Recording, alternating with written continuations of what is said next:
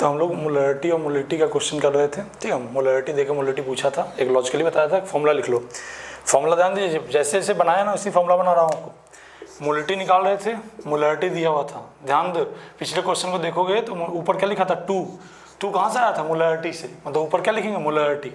नीचे लिखा था 900 - 120, याद करो पिछले क्वेश्चन में वो 900 कहाँ से आया था, 1000 इंटू क्या करने से, डेंसिटी ऑफ सॉल्यूशन करने से।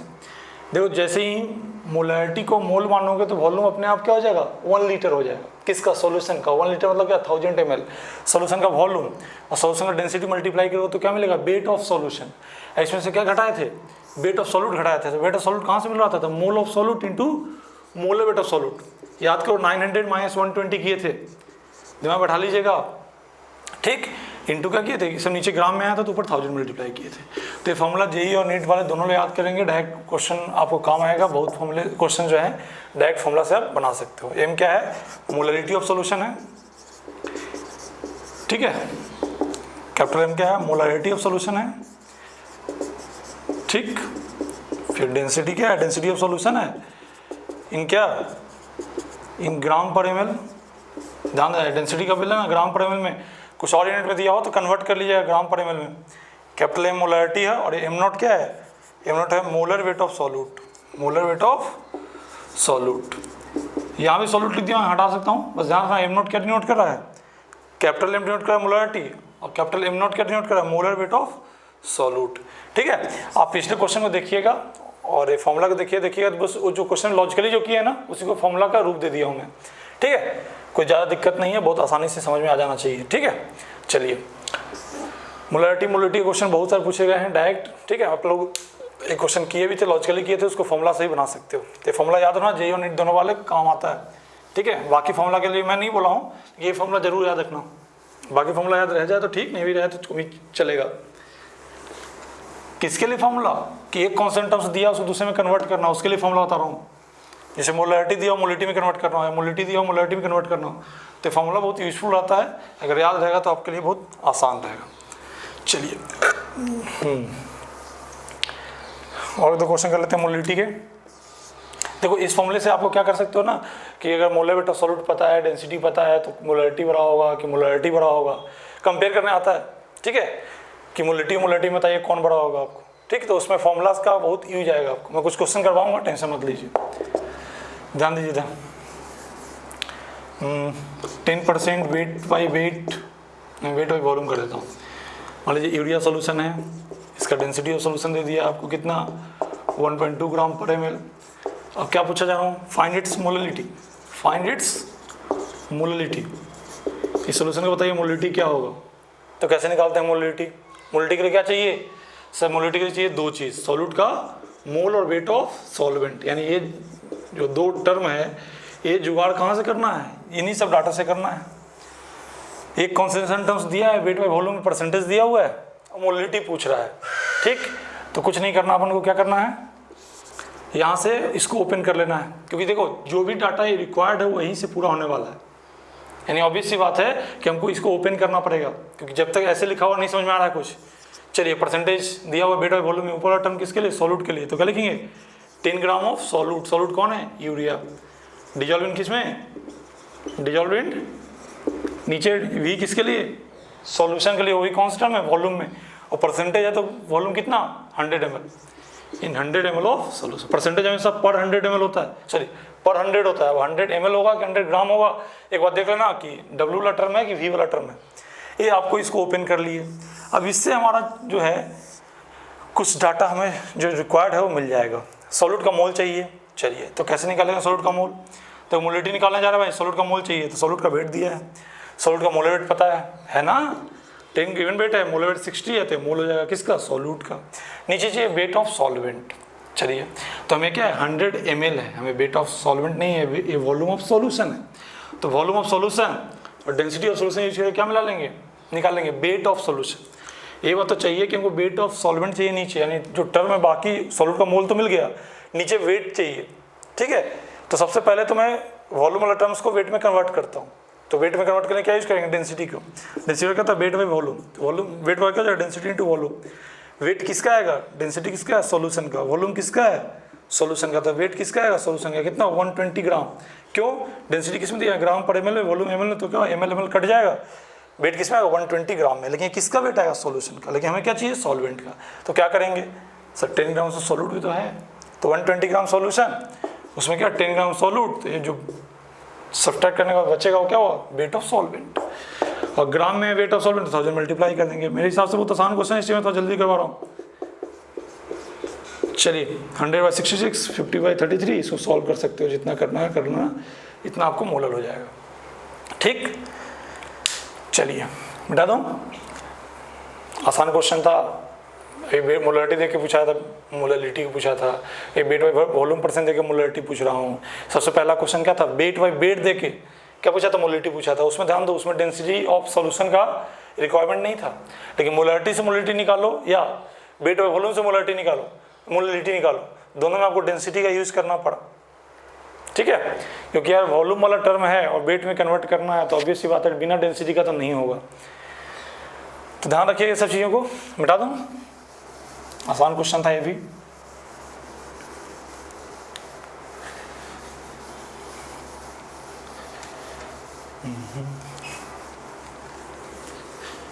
चलिए कुछ क्वेश्चन अच्छे करवाते हैं, अच्छा मतलब कि थोड़ा सा घुमा देंगे ऐसे यार, इस सेगमेंट में अच्छे क्वेश्चन क्या बोल सकते हो, थोड़ा थोड़ा बस चेंज करना है। ठीक, सब चिल्लर क्वेश्चन ही है, लेकिन जो माना आजकल चिल्लर क्वेश्चन ज़्यादा पूछा जा रहा है जेईई मेंस और नीट में, तो खैर करवाना पड़ता है। ध्यान दीजिए क्या अपन को करना है, एक क्वेश्चन थोड़ा सा अच्छा कर लेते हैं, मतलब इन लोगों के कंपेयर में अच्छा। जैसे कोई बोले कि एक सॉल्यूशन है, एक सॉल्यूशन है, इसका डेंसिटी दिया हुआ है 2 ग्राम पर एमएल, 2 ग्राम पर एमएल क्या दिया है, डेंसिटी दिया है सॉल्यूशन का। और स्टेशन का बोला है कि मोलरिटी और मोलरिटी इक्वल है, मोलरिटी और मोलरिटी यानी कि स्मॉल एम और कैपिटल एम क्या है, इक्वल है, सब गिवन है, ऐसा डाटा क्या है गिवन। ठीक है, अब पूछेगा find weight of solute and ratio, find the ratio of weight of solute and weight of solvent in solution। उस सॉल्यूशन के अंदर बताइए सॉल्यूट और सॉल्वेंट के वेट का रेशियो क्या होगा अगर ये सब चीज़ें गिवन है। तो क्या क्या है, मोलरिटी मोलरिटी बराबर दे दिया है, डेंसिटी 2 दे दिया है। अब पूछा है कि बताइए, अब बताइए वेट ऑफ सॉल्यूट और वेट ऑफ सॉल्वेंट के बीच में रेशियो, वेट ऑफ सॉल्यूट और वेट ऑफ सॉल्वेंट का रेशियो क्या होगा किसके अंदर, सॉल्यूशन के अंदर। ठीक है, देखते हैं निकाल पाएंगे कि नहीं निकाल पाएंगे, देखते हैं डाटा सफिशिएंट है भी कि नहीं है। एक बार देखो क्वेश्चन मुझे याद तो है, एक बार कल कर देख लेते हैं। अगर देखो अगर चीज़ें कुछ रिक्वायरमेंट ज़्यादा हो गया और अगर मतलब डेंसिटी ऑफ सॉल्यूट भी रिक्वायर्ड हो गया, तो हो सकता है डेंसिटी ऑफ सॉल्यूट मुझे देना पड़े। लेकिन एक बार क्वेश्चन बना के देखते हैं कि जितना डाटा दिया उससे ये चीज़ें पहुँच पाते हैं कि नहीं पहुँच पाते हैं। मेरे हिसाब से पहुँच जाओगे और एडिशनल डाटा की रिक्वायरमेंट नहीं पड़ेगा। चलिए स्टार्ट करते हैं। ये रिलेशन ही हमारा सबसे ज़्यादा इंपॉर्टेंट वाला कहानी लग रहा है। मोलरिटी और मोलरिटी को क्या दे दिया है, इक्वल दे दिया है। चलो एक तो फॉर्मूला से आने का तरीका है, लेकिन मैं फॉर्मूला से ज़्यादा विश्वास रखता हूँ लॉजिक पे। ठीक है, तो आते हैं सॉल्यूशन में। मान लीजिए, मान लेते हैं, एज्यूम करते हैं, let n number of mole of क्या है, number of mole of solute. ठीक है, जो लोग अच्छे बच्चे हैं उनको दिमाग में जैसे ही लिखा होगा बहुत सारी चीज़ें चल गया होगा, लेकिन जो गधे हैं उनको शायद बताता हूँ आपको। मान लीजिए सॉल्यूट का मोल कितना है, n है, तो मोलरिटी कैसे लिखोगे बताओ। तो मोलरिटी होता है सर सॉल्यूट का मोल, तो उसको क्या मान लिया, n मान लिया।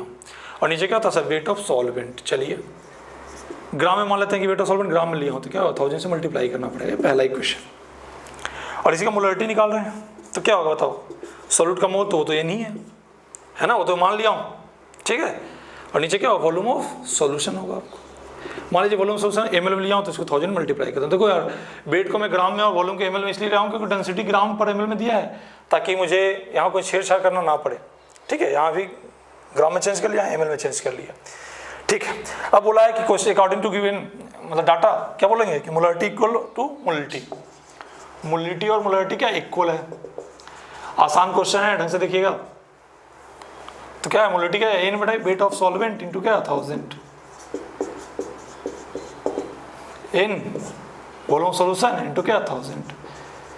देखो मैं इसको इसलिए माना था क्योंकि मेरे को दिमाग में आइडिया लग गया था पहले ही, जिसको जो पढ़ते हैं उनको दिमाग में आइडिया लगता है। मोलरिटी और मोलरिटी में सर ऊपर क्या आता है, मोल तो आता है सर दोनों में। तो अगर मैं मोल अगर कुछ मानूंगा तो कट जाना है इक्वेट करने पे। ठीक है, और कट जाएगा तो कोई टेंशन है नहीं आपको। देखो इसी में n माना, जो लोग थोड़ा स्मार्ट होंगे वो शुरू में ही समझ जाएंगे मोलरिटी मोलरिटी इक्वल, मतलब ऊपर वाला टर्म तो ऐसे ही मोल होता तो कट जाएगा, मतलब नीचे वाला टर्म बराबर हो जाएगा। यानी क्या, नीचे वाला टर्म कौन, 1000 कट जाएगा, नीचे वाला टर्म क्या, wait of solvent, wait of solution. इतना करने की जरूरत नहीं थी, जो स्मार्ट लोग हैं वो पहले ही समझ गए थे कि क्या होने वाला है। मोलरिटी इक्वल है किसी सॉल्यूशन का, इसका क्या मतलब, उसका वेट ऑफ सॉल्वेंट इन ग्राम और volume of solution in ml क्या होगा, इक्वल होगा। ये किस में लिया, ग्राम में, किस में लिया, ml में।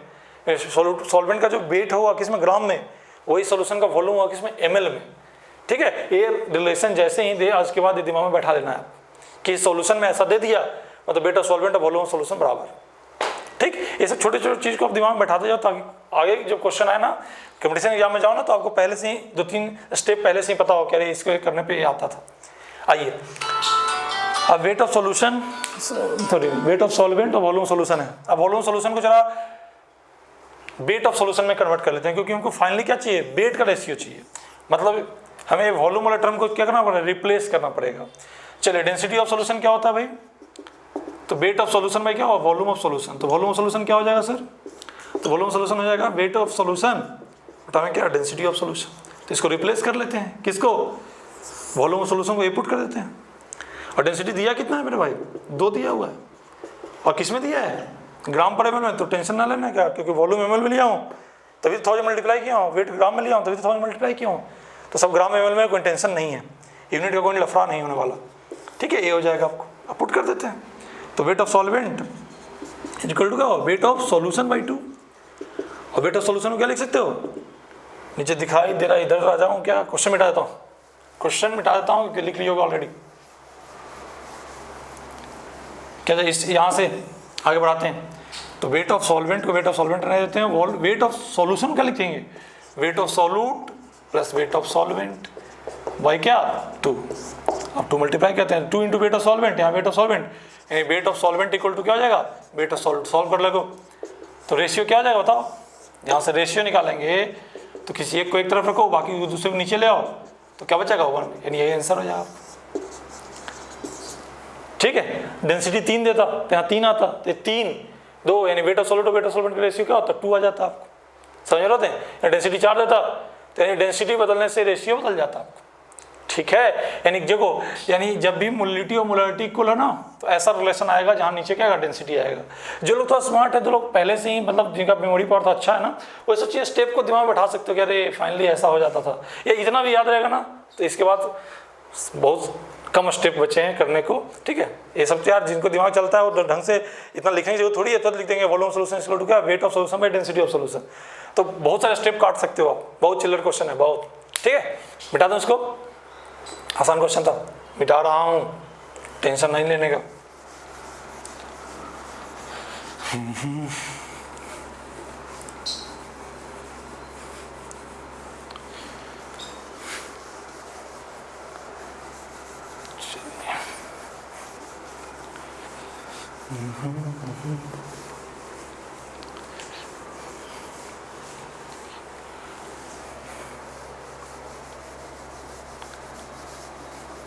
आसान क्वेश्चन था, सब चीज़ों को ढंग से बैठा लीजिए दिमाग में।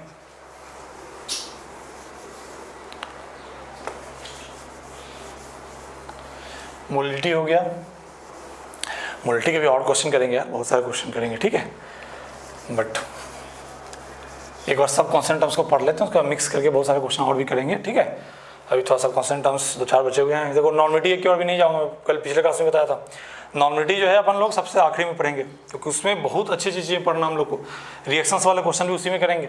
ठीक है, अभी हम लोग पढ़ लेते हैं मोल फ्रैक्शन। क्या पढ़ लेते हैं, मोल फ्रैक्शन।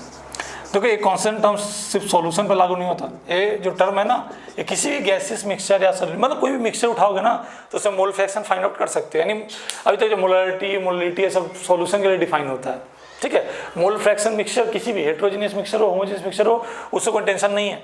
ठीक है, मोल फ्रैक्शन निकाल सकते हैं, मोल फ्रैक्शन कोई बहुत बड़ी बात नहीं है, वेट परसेंट ये सब किसी भी निकाल सकते हैं, इसके लिए नहीं सॉल्यूशन होना जरूरी है।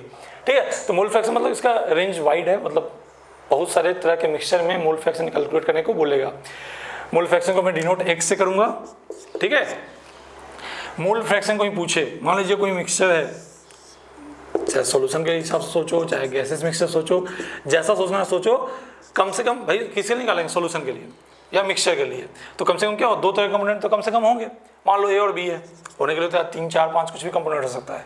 मोल फ्रैक्शन एक से मैं लिखूंगा मतलब क्या समझना है, मोल फ्रैक्शन ऑफ क्या है, ए। इसे क्या मतलब निकालना है, मोल फ्रैक्शन जब भी कोई पूछेगा मतलब क्या करना है, जिसका मोल फ्रैक्शन पूछ रहा है उसका इंडिविजुअल मोल, और नीचे क्या total mole, individual by total. यहाँ अगर 3 कंपोनेंट होता तो टोटल में क्या था, Na plus Nb plus Nc, यहाँ क्या 2 है तो क्या लिखेंगे, Na प्लस Nb करेंगे, क्योंकि सिर्फ 2 ही कंपोनेंट है टोटल किसका, ए और बी का। समझ में आ रहा मेरी बातें। अरे इसका ए का मोल माना हूँ क्या, Na क्या है, number of mole of A, number of mole of A, और बी क्या है, number of mole of B. ठीक है, कुछ तो बोलो। और क्या हुआ मोल फ्रैक्शन, मोल जिसका मोल फ्रैक्शन निकाला जा रहा है उसका इंडिविजुअल मोल उठाओ क्या, टोटल मोल। टोटल मोल किसका, पूरा मिक्सचर का। टोटल मोल पार्टिकल की कितने हैं नीचे रहेगा, और जिसका मोल फ्रैक्शन निकालना उसका इंडिविजुअल ऊपर रहेगा। जैसे एक्स भी पूछेगा तो इंडिविजुअल एक्स बी का, बी का अकेला मोल ऊपर, नीचे क्या रहेगा टोटल। और टोटल क्या लिख सकते हो, टोटल लिख सकते हो Na प्लस Nb, है कि नहीं, ये हो जाएगा। अब क्या करेंगे, मोल फ्रैक्शन को सम कर लेते हैं। मोल फ्रैक्शन को सम करो, कितने कंपोनेंट हैं, 2, दोनों के मोल फ्रैक्शन को सम करोगे तो क्या आएगा, 1 आएगा। आपको करके दिखाओ, समझ में आ गया। इसके इसको जोड़ोगे तो क्या आएगा, नीचे सेम हो जाएगा, ऊपर Na प्लस Nb हो जाएगा, तो कट के 1 आ जाएगा आपको। देखिए ये सिर्फ 2 कंपोनेंट के लिए लागू नहीं हो रहा, ये कितने गैसेस मिक्सचर हो या कोई भी मिक्सचर हो, उसमें कितने भी कंपोनेंट हो, जितने भी कंपोनेंट होंगे सब के मोल फ्रैक्शन का सम करोगे तो क्या आएगा, 1 आएगा। जितने भी कंपोनेंट उस मिक्सचर में हैं सबके मोल फ्रैक्शन का सम करोगे तो क्या आएगा, 1 आएगा। 3 है तो तीनों का XA plus XB plus XC equal to क्या, 1 आएगा। 4 है तो XA plus XB plus XC plus XD equal to क्या, 1 आएगा। जितने भी कंपोनेंट होंगे तो उसका क्या आएगा, मोल फ्रैक्शन सम क्या आएगा, 1 आएगा। तो ध्यान दीजिए, अगर मैं बोल दूंगा ऐसे कोई मिक्सचर है, ऐसे बहुत सारे हैं A B C D, बहुत सारे लोग हैं, ठीक है, तो आप लिखना क्या, समेशन ऑफ, इसका मतलब क्या था, समेशन ऑफ क्या, ऐसे लिख सकते हो, समेशन, नीट वाले पता चला कि उनको साइन ही समझ में नहीं आ रहा है, summation of mole fraction of all component of each component बोल सकते हो,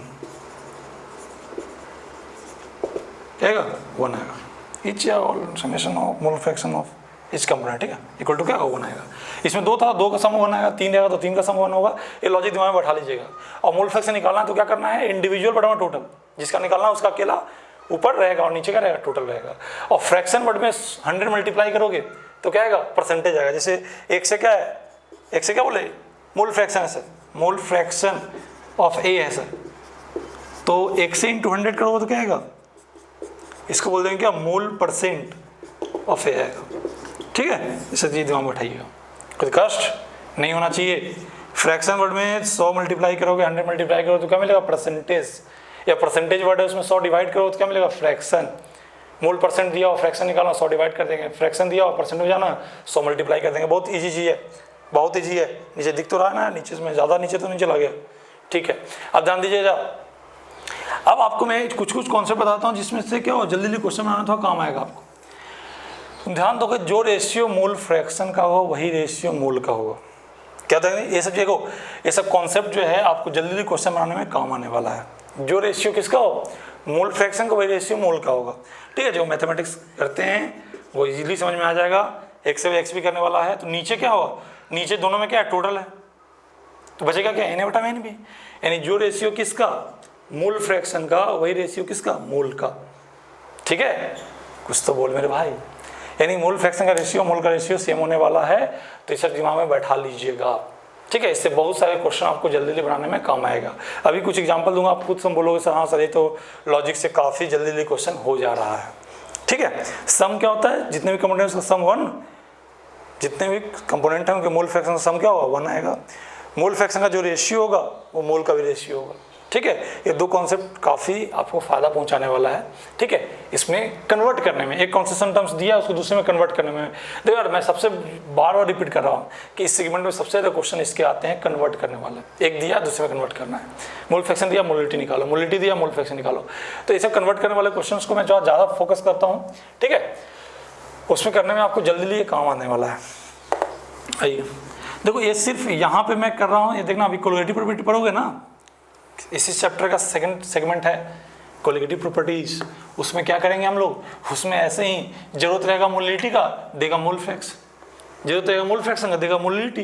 तो क्या करना पड़ेगा, कन्वर्ट करना पड़ेगा। एक फॉर्मूला दिया रहेगा मोलिटी टर्म में और क्वेश्चन में दिया रहेगा मोल फ्रैक्शन, तो अब क्या करोगे, मोल फ्रैक्शन से मोलिटी निकालोगे। तो ये देखो, ये बहुत, इसको मैं फोकस रख के मतलब कॉन्सेशन टर्म्स का कन्वर्जन को फोकस में रखते हुए मैं पढ़ा रहा हूँ, आगे ज़्यादा दिक्कत ना हो, इसलिए मैं हर बार आपको यही सब चीज़ें समझाने की कोशिश करता हूँ कि कन्वर्ट करना जल्दी सीखो एक कॉन्सेशन टर्म्स से दूसरे कॉन्सेशन टर्म्स में। ठीक है, चलिए, अगर कोई सॉल्यूशन है, मान लीजिए कोई बोले कि यूरिया सॉल्यूशन है, सर बोलो सर आपका यूरिया सॉल्यूशन बहुत फेवरेट है, बार बार यूरिया ही लिखते हो आप, यूरिया पता नहीं, जब भी सोचता हूँ यूरिया समझ में आता है, सपनों में यूरिया ही आता है। आइए देखें यहाँ मोल फ्रैक्शन ऑफ यूरिया, अगर मान लीजिए सोल्यूशन में 0.1 है, ये अगर किसी सोल्यूशन लिख दिया हो यूरिया सोल्यूशन, अब बोल दे कि इसमें मोल फ्रैक्शन यूरिया कितना है, 0.1 है। चलिए इसका क्या मतलब निकालोगे आप, यूरिया सोल्यूशन है, कोई और जैसा दिया है उसके हिसाब से कोई सिर्फ सॉल्यूट कौन है, यूरिया, सॉल्वेंट क्या होगा, वाटर होगा, नहीं दिया है तो वाटर ही लेते हैं। तो हम लोग क्या जानते हैं कि क्या होता है, मोल फ्रैक्शन सम क्या होता है, 1 होता है।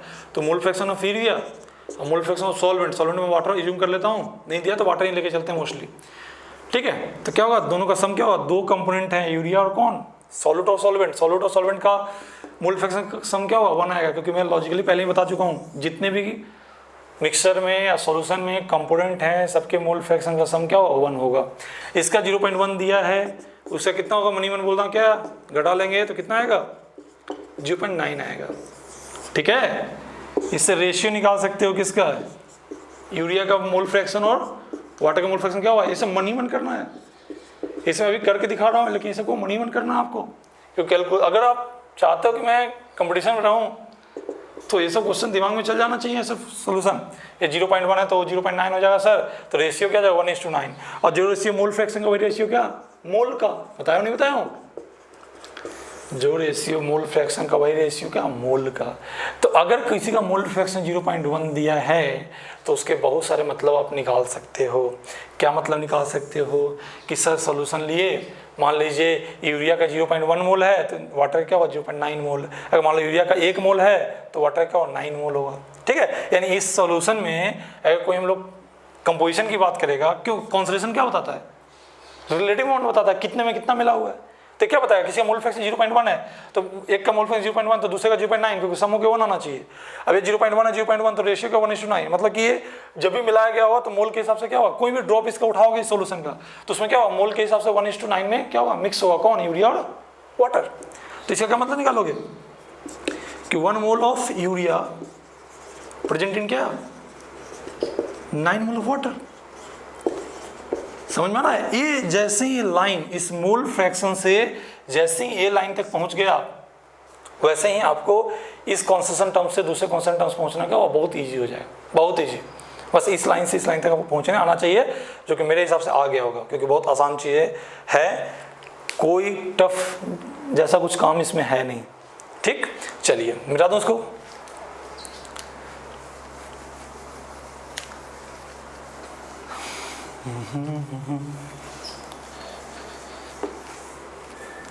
मोल फ्रैक्शन दिया हो तो मोल रेशियो तक पहुंच सकते हैं आप। ठीक, कोले HCl सोल्यूशन है, एक्वस HCl सोल्यूशन। एक्वस क्यों, या देखो एक्वस वर्ड दिया, मतलब कि सॉल्वेंट क्या है, वाटर है। बोलो सर ना भी देता तो वाटर लेते, हाँ सही बात, जब तो खुल्लम खुल्ला को सॉल्वेंट दूंगा दे दिया है तो क्या ट्रेंड है, वाटर को ही सॉल्वेंट मानने का ट्रेंड है। खैर एक्वस लिख दिया तो कोई दिक्कत ही नहीं है फिर। ठीक है, इसमें बोले कि मोल फ्रैक्शन ऑफ HCl ऐसे दे दो, एक्स किसका सिंबल है मोल फ्रैक्शन का, ऐसे दे 0.2 है। अब जैसे ही लिखा इस सोल्यूशन के बारे में बहुत कुछ जान गया। क्या जान गए कि सर 2 HCl है, सोल्यूशन है, तो एक सॉल्यूट एक सॉल्वेंट, तो दोनों का सम क्या हो, मोल फ्रैक्शन सम क्या हो, 1 होता है सर। तो HCl का मोल फ्रैक्शन और वाटर का मोल फ्रैक्शन का सम क्या हो, 1 होगा। तो इसका 0.2 है तो वाटर का मोल फ्रैक्शन कितना हो जाएगा, 0.8 हो जाएगा। घटाना तो आता ना, 0.2 उधर चल जाएगा तो 0.8 बचेगा। सर रेशियो क्या हो जाएगा सर, HCl का मोल फ्रैक्शन का और H2 का मोल फ्रैक्शन का रेशियो क्या हो जाएगा, 0.2/0.8 कितना होगा, 1/4। और जो रेशियो मोल फ्रैक्शन का वही रेशियो क्या, मोल का। अब यहाँ से बहुत सारी कहानी आपके लिए क्या होगा, ईजी हो जाएगा आपको। ठीक है, मतलब इसका मतलब क्या लिखोगे, इस सॉल्यूशन के मोल फ्रैक्शन जान के आप क्या जान गए कि कोई भी इसका ड्रॉप लेंगे तो उसमें क्या होगा, मोल 1:4 रेशियो मिला होगा। 1:, अगर मान लीजिए 1 मोल HCl होगा तो कितने प्रेजेंट होगा, सॉल्यूट सॉल्यूशन में अगर 1 मोल HCl है तो प्रेजेंट इन क्या होगा, प्रेजेंट इन, अगर 1 मोल है तो क्या होगा 4 में, 4 मोल ऑफ वाटर। और जैसे ही इसको ऐसे ओपन किए बहुत सारे इन्फॉर्मेशन आपको मिल जाएगा, बहुत सारे कन्वर्जन आपको लिखा हुआ ईजी हो जाएगा। तो मोल फ्रैक्शंस का मतलब जरूर समझें, मोल फ्रैक्शन दिया है उसका क्या मतलब होगा, कुछ तो बोल मेरे भाई। ठीक, मोल फ्रैक्शन से आपको मोल तक पहुंचना, मोल रेशियो तक पहुंचना आना चाहिए, और मोल रेशियो से आपको कुछ क्या मिल जाएगा, रिलेटिव अमाउंट का पता चल जाएगा। मिटा दूँ, आसान चीज़ें है।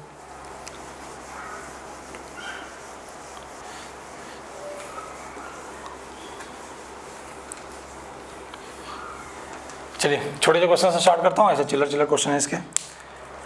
कोई बोले एक सॉल्यूशन है, सो सॉल्वेंट का नाम मैं ए दे देता हूँ, सॉल्यूट का नाम मैं बी दे देता हूँ, ठीक है। बोले कि Na और Nb का रेशियो दे दिया आपको 3:8 दे दिया है, ठीक है। सॉल्यूशन है, उसमें सॉल्यूट क्या है, सॉल्वेंट का नाम ए है और सॉल्यूट का नाम बी है, और दोनों का रेशियो दे दिया है, तो मोल फ्रैक्शन निकल जाएगा, बिल्कुल निकल जाएगा सर। मोल फ्रैक्शन क्या होता है, इंडिविजुअल। जैसे एक का निकालना है तो एक का इंडिविजुअल कितना 3, बट टोटल 3 + 8, बहुत चिल्लर चाहिए यार, इतना चिल्लर की मत पूछो। XB बी का है तो इंडिविजुअल बी का कितना, ये समझ आता है ना। अरे ऐसे लिखा हो तो इसका मतलब Na/Nb का क्या 3/8, ए का 3 तो बी का कितना 8 मोल, ठीक है। इस रेशियो में है आपको, तो बी का इंडिविजुअल मोल कितना 8, टोटल कितना 3 + 8। इंडिविजुअल क्या होता है, टोटल होता है आप, ठीक, ये आना चाहिए। कुछ तो बोल मेरे भाई। जैसे मैं बोले कि यूरिया सॉल्यूशन है, और उसमें को बोल दे कि वेट ऑफ यूरिया और वेट ऑफ वाटर, इसका रेशियो मान लीजिए दे दिया जाए 1:9, कि वेट का रेशियो इतना है, तो मोल फ्रैक्शन का रेशियो बताइए इसमें, सॉरी मोल फ्रैक्शन बता दीजिए यूरिया कितना होगा। आसान क्वेश्चन है, एक यूरिया सॉल्यूशन है, उसमें वेट का रेशियो गिवन है, अब पूछा है मोल फ्रैक्शन, क्या करोगे। मोल फ्रैक्शन क्या चाहिए, मोल फ्रैक्शन के लिए इंडिविजुअल मोल बटा टोटल मोल, कुछ तो बोल मेरे भाई। देखो वेट में मोलर वेट डिवाइड करते जाओगे तो क्या मिलते जाएगा, मोल। मोल क्या होता है, वेट बाय मोलर वेट, तो वेट में क्या डिवाइड करते जाए, मोलर वेट, तो क्या मिल जाएगा, मोल मिल जाएगा, ठीक है। जैसे वेट का रेशियो क्या दिया हुआ है पहले से, weight of urea weight of water दिया है कितना 1/9, तो मुझे मोल ऑफ यूरिया और मोल ऑफ वाटर चाहिए, इसका रेशियो चाहिए, क्योंकि रेशियो मिल जाएगा, मोल का रेशियो मिल गया मतलब मोल फ्रैक्शन मिल गया, मोल का रेशियो मिल गया मतलब मोल फ्रैक्शन मिल गया, तो मुझे किसी भी हाल में वेट के रेशियो को मोल के रेशियो में कन्वर्ट कर देना।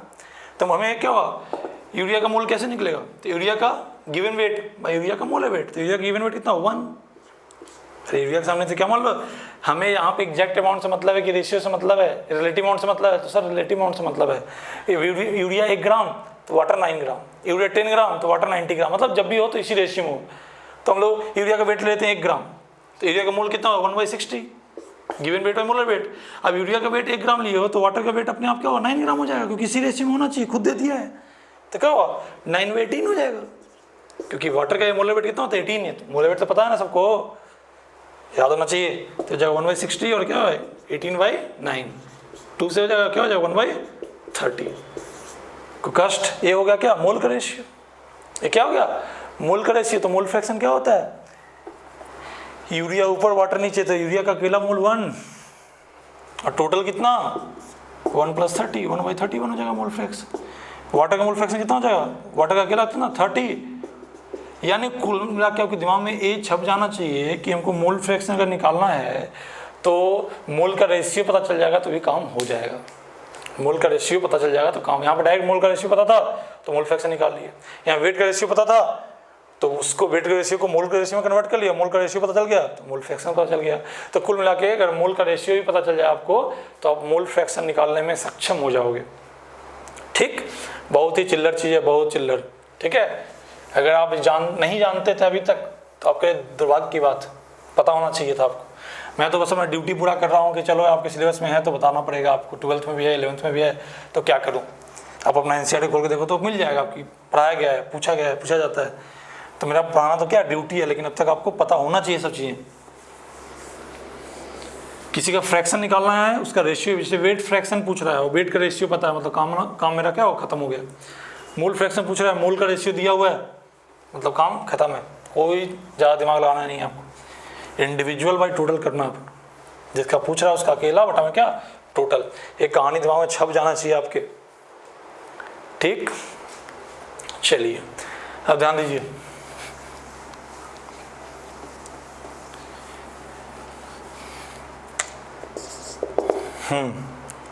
एक चिल्ड्रन क्वेश्चन से स्टार्ट करता हूँ। मान लीजिए 4.6 ग्राम ऑफ इथाइल अल्कोहल, बहुत देर से यूरिया दे रहे थे ना, इस बार इथाइल अल्कोहल कर देता हूँ।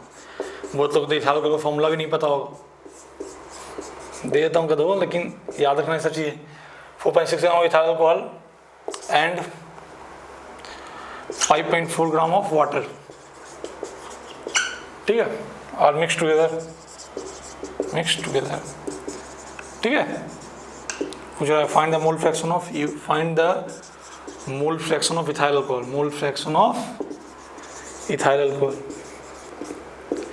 देखो इसमें अपन को रेशियो नहीं, इसमें एग्जैक्ट अमाउंट दे दिया है, तो और अच्छी बात है। हम तो बोल रहे थे सर रेशियो दे तो काम चल जाएगा, यहाँ तो और हमको और खुश कर दिया, एग्जैक्ट अमाउंट दे दिया, कोई दिक्कत नहीं है। एग्जैक्ट अमाउंट दे देगा तो एग्जैक्ट मोल निकल जाएगा, एग्जैक्ट मोल निकल जाएगा तो मोल निकल गया एग्जैक्ट, तो फिर मोल फ्रैक्शन निकालना क्या है, एग्जैक्ट इंडिविजुअल मोल और एग्जैक्ट टोटल मोल कर देंगे, उसका रेशियो मोल फ्रैक्शन मिल जाएगा, ठीक। आइए तो मोल फ्रैक्शन किसका पूछा है, इथाइल अल्कोहल का। देखो मोल फ्रैक्शन क्या है, किसी का भी पूछे, मोल आपको दोनों का निकालना पड़ेगा, क्योंकि ऊपर तो इंडिविजुअल चाहिए लेकिन नीचे क्या चाहिए, टोटल। और टोटल निकालने के लिए दोनों का अलग अलग मोल निकालोगे, उसको जोड़ोगे तभी तो मिलेगा टोटल मोल।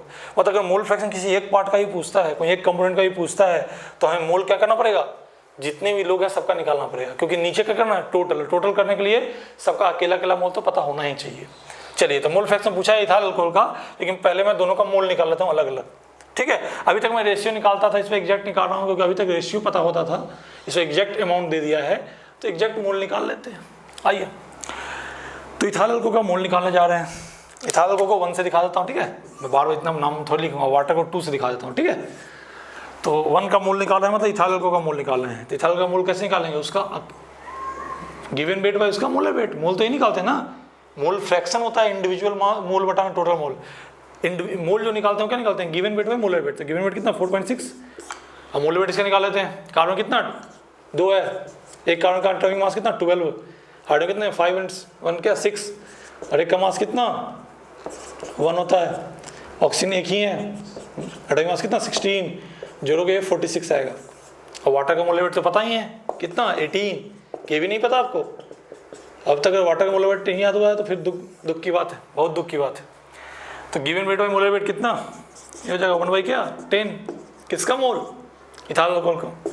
वाटर का कितना, given weight 5/4, water molar weight कितना 18, कितना हो जाएगा ये, आसान है, 18 3 जा 54, 3/10 हो जाएगा आपको, ठीक है।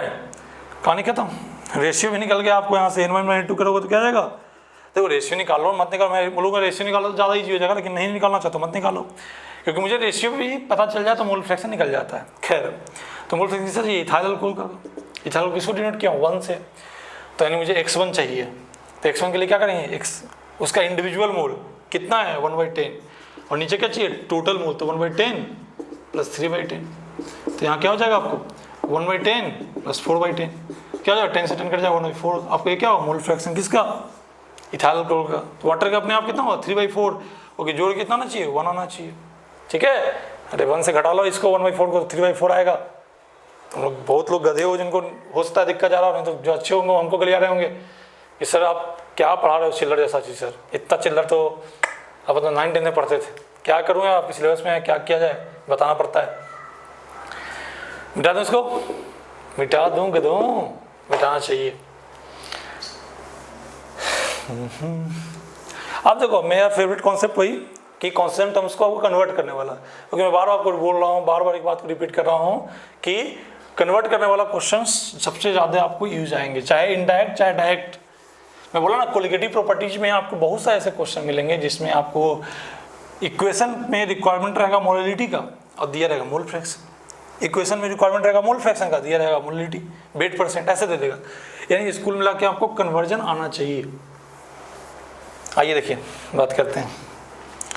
तो अगर बोले कोई एक क्वेश्चन अपन लोग अगले क्लास में करेंगे, मैं बस लिख देता हूँ, इसको आप सोचिएगा क्योंकि मैं हिंट दे रखा हूँ, ठीक है। An aqueous